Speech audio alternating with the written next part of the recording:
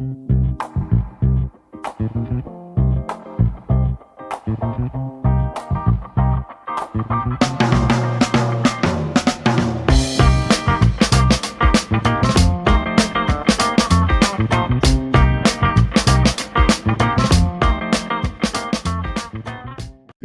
préfixe il, so il. When we're talking about prefix, normally we're talking about, well, letters, a group of letters that you will put in front of existing words. And by adding these letters or group of letters, you will change the meaning or the original meaning of the word. Okay, and that will be the case with this prefix il. Okay, so let's see. And so normally if we're talking about this il prefix, then it will mean privé de sans.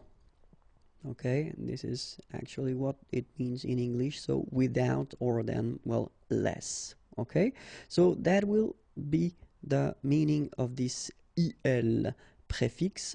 Let's see 3 examples. So the first one here, légitime.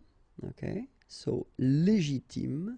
And then if you want to express, well, the without concept, then you will add this prefix il at the beginning, and then after that you continue with your original word légitime, and now you get illégitime. Okay, illégitime, légitime, illégitime.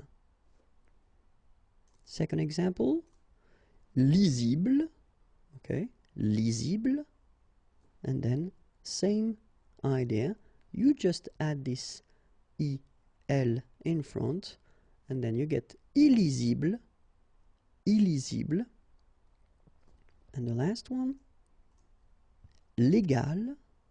Okay, légal, exactly the same concept, you just add this il in front of légal and you get illégal. Okay, so of course you understood that we add this il here because the original word is starting with L. Okay, so that's the reason why you will have this I and then L. Alright, so légal, illégal.